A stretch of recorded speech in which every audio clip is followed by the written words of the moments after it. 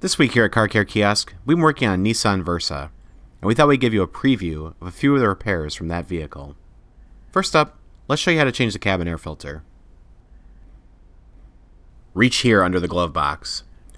Pull off this black side panel. Reach further in for the access cover. Disengage the lower tab and pivot the cover off. You can slide your cabin air filter out of the vehicle now. Note the direction of the airflow arrow.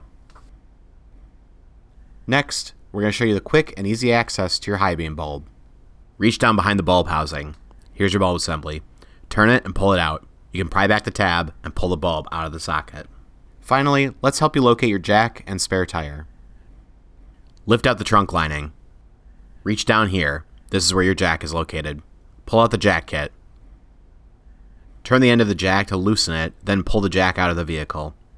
Now you can remove your spare tire. Turn the wing nut and pull the tire out of the vehicle. Let's set up your jack. Pull out the components of the jack kit.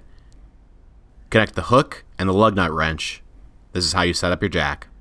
Don't forget to like this video and subscribe to our channel for more repair videos. And if you want more in-depth repair videos, please visit carcarekiosk.com.